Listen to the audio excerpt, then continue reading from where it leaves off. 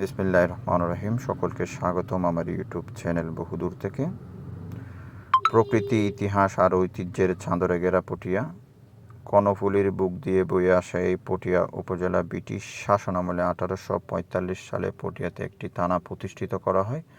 1958 সালে মহকুমা ঘোষিত হয় এবং 1984 সালে এটিকে উপজেলা উন্নীত করা হয়। সর্বশেষ 1990 সালে এই উপজেলায় একটি পৌরসভা প্রতিষ্ঠিত করা হয়। বর্তমান 17টি ইউনিয়ন, একটি পৌরসভা রয়েছে। এই উপজেলায় 127টি মৌজা রয়েছে, 124টি গ্রাম রয়েছে।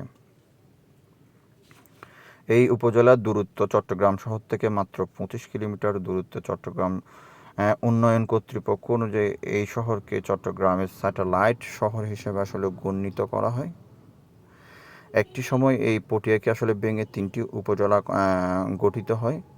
1898 সালে আনোয়ারা, 1930 সালে বোয়ালখালী, 1974 সালে কিন্তু চন্দনাইশ।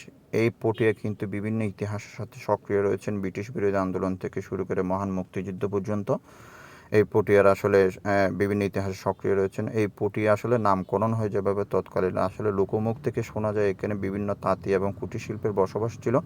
তারা এই কাজে অনেক দক্ষ ছিল, অনেক পটু ছিল। সেই পটু থেকে কিন্তু আজকের এই পটিয়া হয়েছে। এর আগেও কিন্তু এই পটিয়ার নাম ভিন্ন ছিল। আমরা শুনতে পাই লোকমুখ থেকে বা ইতিহাস আসলে খুঁজলে আসলে শুনতে পাই এই পটিয়ার নাম ছিল তৎকালীন সময়ে চক্রশালা বা চক্রশালা পরগনা। এমনও আমরা ইতিহাস খুঁজলে এখনও খুঁজে পাই।